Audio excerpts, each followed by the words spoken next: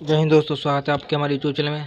दोस्तों, जैसा जानते हैं कि हम लोग रेलवे के साइंस कंप्लीट करेंगे, क्योंकि रेलवे के एग्ज़ाम के लिए ज़्यादा दिन नहीं रहेंगे दोस्तों।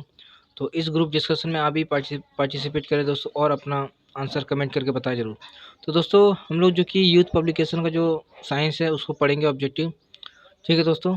तो चैप्टर का नाम है हमारा प्रोटीन, विटामिन एवं खनिज पदार्थ। तो आप अपना आंसर कमेंट करके हमें बता सकते हैं दोस्तों।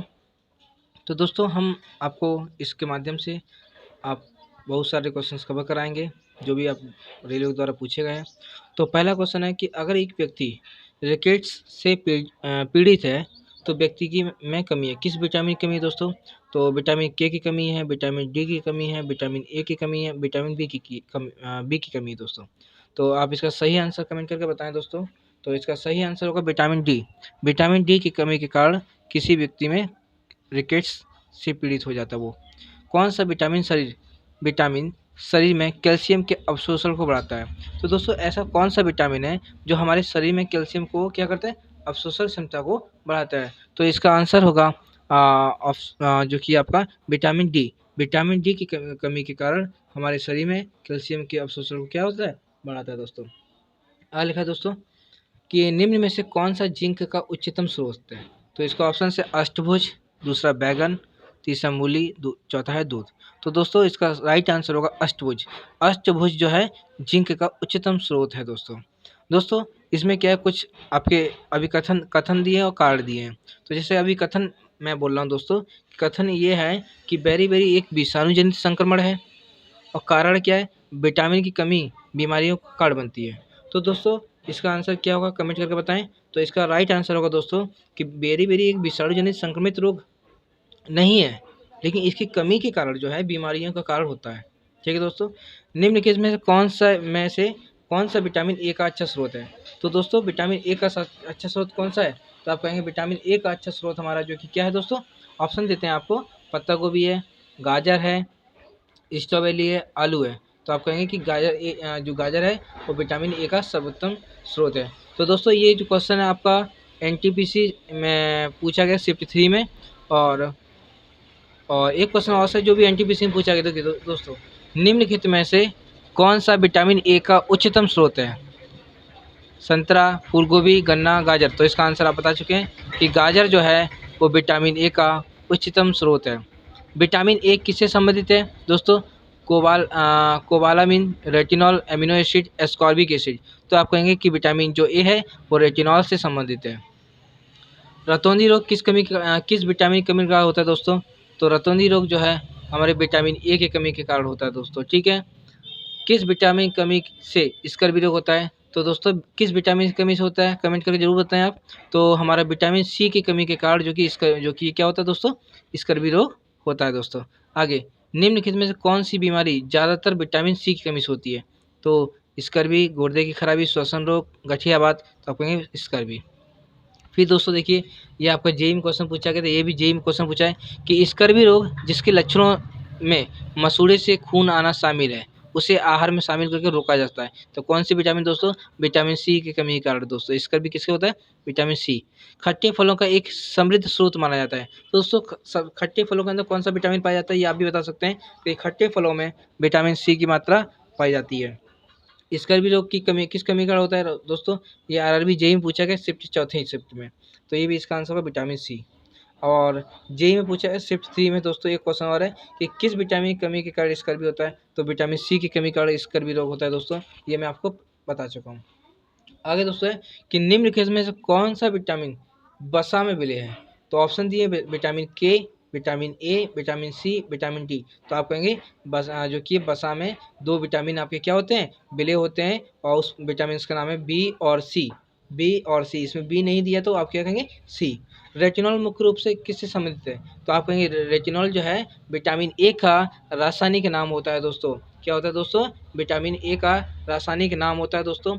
आगे दोस्तों, अगला क्वेश्चन हमारा, विटामिन ए की कमी से कौन सा रोग होता है? तो विटामिन ए की कमी से दोस्तों कौन कौन से रोग होते हैं? रतौंधी, बेरी, ट्यूबरक्लोसिस जिसे टीबी बोलते हैं, एनीमिया जिसे मतलब खून की कमी से एनीमिया रोग होता है। तो दोस्तों, आप कहेंगे कि विटामिन ए की कमी से हमें रतौंधी रोग होता है ऑप्शन के हिसाब से। विटामिन के की कमी से क्या होता है दोस्तों? विटामिन के की कमी से क्या होता है दोस्तों? रक्त का थक्का जमने का समस्या होती है, कैल्शियम के उपापचय में समस्या होती है, पाचन की समस्या होती है, या फिर इनमें से सभी समस्याएं होती हैं। तो दोस्तों आप कहेंगे विटामिन के की कमी के कारण जो कि है रक्त का थक्का जमने में समस्या होती है। आगे दोस्तों क्वेश्चन है कि निम्नलिखित में से कौन सा विटामिन मानवों में रक्त के थक्के जमने की सामान्य प्रक्रिया में मदद करता है? तो विटामिन के इसका राइट आंसर होगा। विटामिन बी वन को क्या कहा जाता है? थायमिन कहा जाता है, बायोटीन कहा जाता है, एस्कॉर्बिक एसिड कहा जाता है, नियासिन कहा जाता है।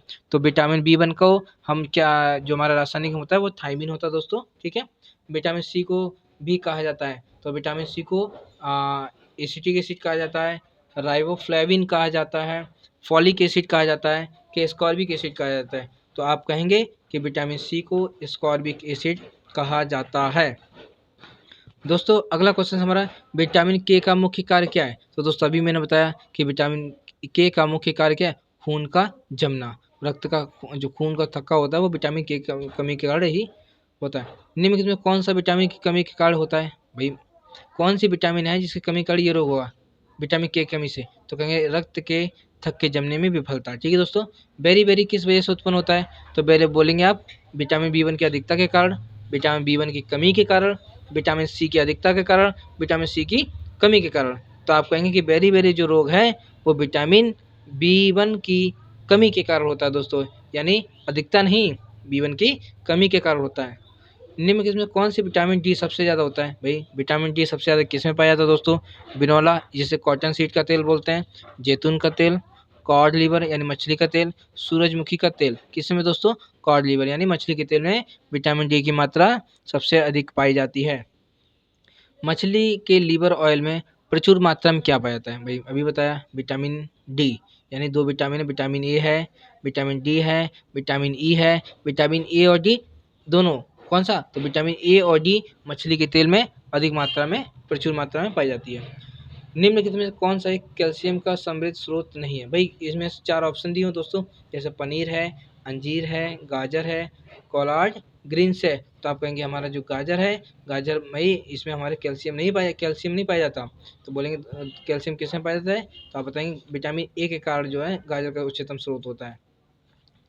अगला क्वेश्चन दोस्तों हमारा है कि निम्नलिखित में से कौन सा विटामिन रक्त के थक्के बनाने में भूमिका निभाता है? रक्त के थक्के बनाने में भाई कौन सा विटामिन रक्त का थक्का बनाने में, बताइए।